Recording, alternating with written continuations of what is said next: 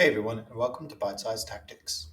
Today we're going to be looking at the Ripper Swarms and seeing how they compare with all the big scary monsters that the Tyrranids have to offer. Looking at their profile, they've got a very basic movement at 6 inches, they have toughness 2 and only 6 plus armor save, so that's not good at all. In fact, it's quite awful.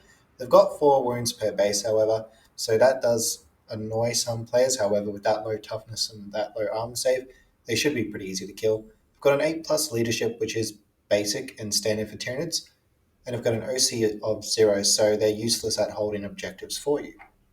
It can be run in squads of 1, 2, or 3. Each base is worth 20 points, so it goes 20, 40, then 60. The only keyword to take note of is the Harvester keyword, which can come in handy when playing the Assimilation Swarm. The abilities they have is the core Deep Strike ability, as well as Chitinous Horrors.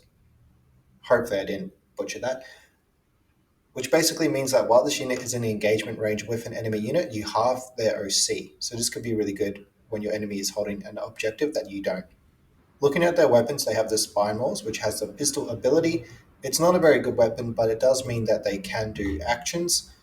The Chitinous Claws and Teeth have the Sustained Hits 1 ability, but otherwise it is pretty horrible. You do have 6 attacks, but hitting on 5s with a strength of 2 and no AP doing 1 damage, I wouldn't really count on this weapon to do anything at all.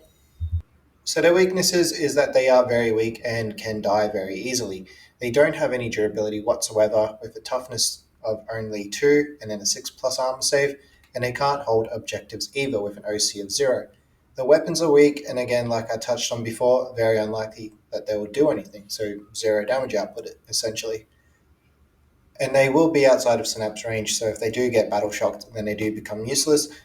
In most attachments, you don't care about that as much unless you're using them for tactical missions or trying to get secondaries. But in the assimilations form, it could be quite useful for them to not be battle shocked.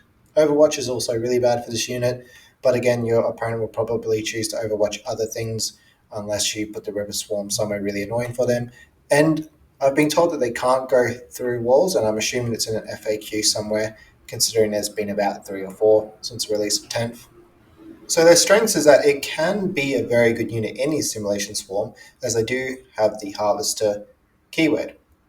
And that means they have access to all the stratagems and obviously the detachment rule. So they do have a bit of play there. They're also very good at tactical mission play with the deep strike threat that they possess. And because they do have the ability to have a ranged weapon, because it does say you can equip them with the Spine Maws, but considering all gear is free in 10th edition, they may as well always have Spine Maws.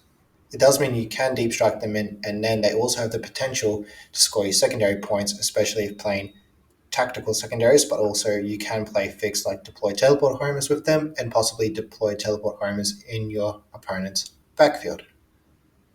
You could also use this unit for primary denial in some situations, and that can be quite clutch, especially coming to the latter stages of the game or just a really important turn for the Tyrranids. Finally, another good strength is that they are useful in all detachments, and they are very cheap, so you could put them in any detachment that you want to run.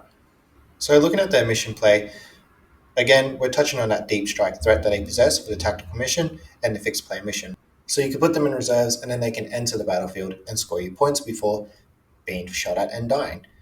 It's also really good in the Assimilation Swarm, and you might even start them on the field and slowly moving up, just staying within 6 inches of certain units that you want to keep around, so you can give them back lost wounds or models to the unit, or you could just use them for sacrifices for the stratagems that are on offer in the Assimilation Swarm. They're also a nice cheap unit that again does fit into any detachment, and it does give your army quite a bit of mission play, and they're also really great in units of 1 as they can deep strike into small areas. Some helpful units for the Ripper Swarms would be the Winged or regular Hive Tyrant, because you can use a free battle tactic on a unit as long as you are within 12 inches of the model, and this would be more helpful in the Assimilation Swarm. The Psychophage, the Venophobes, and the Zoanthropes all give them some durability boosts. The Psychophage would give it a 6 plus Feel No Pain, the Venophobes would give the unit the benefit of cover and the Stuff ability as well, and then the Zoanthropes would give them a 6 plus Invulnerable save. I do believe that the Ripper Swarms are a very useful unit because they can work in a lot of detachments, if not all the detachments, and because they are such a cheap unit, I think they're a really great pickup for anyone. It's also really great for competitive play, as you can get a lot of points from them potentially. So I'd expect to see these guys a lot in those lists, especially if they are using the assimilation swarm.